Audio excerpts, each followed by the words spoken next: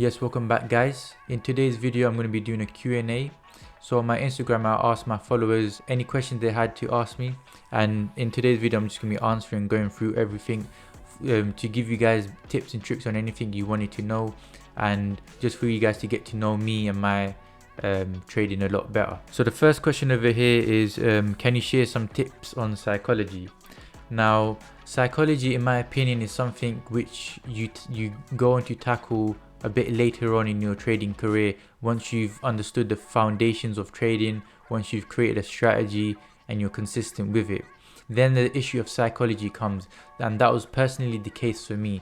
And FOMO was a huge thing in my trading journey for me to overcome. So the fear of missing out was something I would experience every single time for me to take a trade. And so the way I was able to overcome this was through understanding and having a solid strategy, a mechanical system to be able to execute my trade step by step. So what I mean by that is, for example, personally relating it to me on the 4 hour, there's specific things I'm looking for, then I drop down to the 30-minute, again certain things I'm looking for, then dropping down to the 5-minute, and then finally the 1 minute where I'm taking my entries. Now with my strategy, there's specific things I need to look for in each and every single time frame, and once those criteria are met, then and only then I can look for an entry.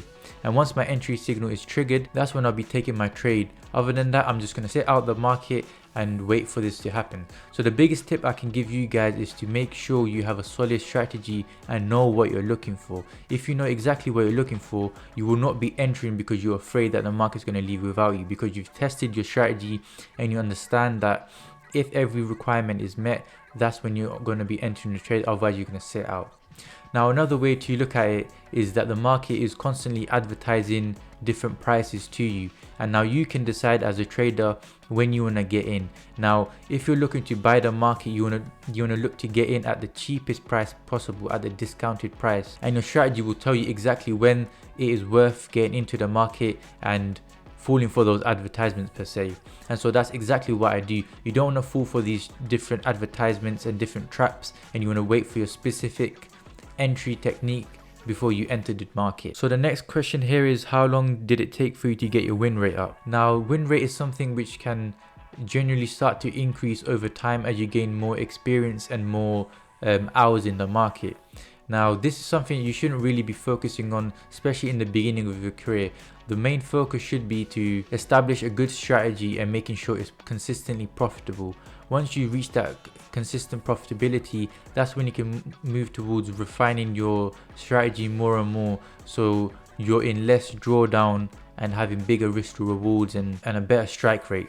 But again, this can also come naturally. This is something I didn't really focus on. It came naturally to the point where on a good month I can have around a 70% accuracy. Other than that, it averages between 60 to 70% depending on the scenario and situation of the market at that time. So this follower's asked, are you reading supply and demand or smart money, and is there any difference between them?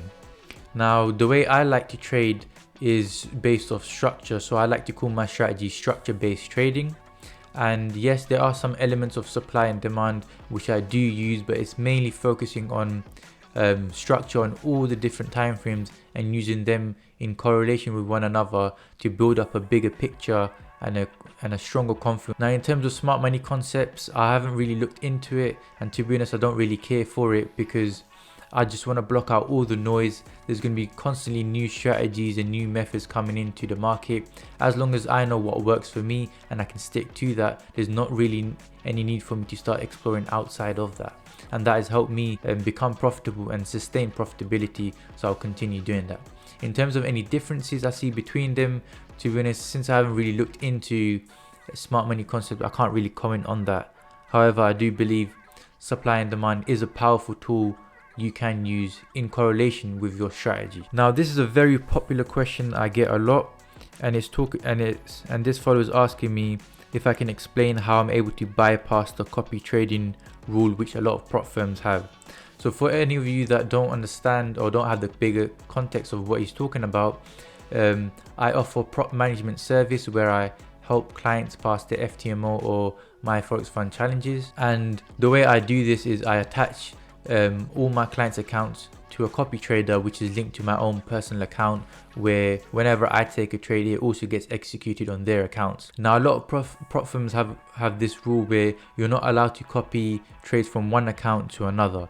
It goes against their trading rules, and the way I overcome it is by placing micro lots on each account differently, so no two accounts have the same account history. On top of that, since I'm the only person trading on their account, there will only be one consistent IP address on their account, and there shouldn't be an issue.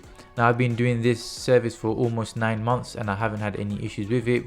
And to be honest, as long as you're profitable, that's all the prop firms are really looking for. They're not very strict and regulated on this, nor do they really have a way to be able to regulate this, in my experience. Now, the last question I'm going to be answering before we end this video is if I offer mentorship.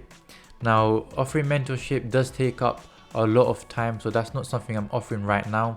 All I'm focusing on is my VIP signals. So if you are interested in learning how I trade, you can definitely join that. Again, the links are in the description below.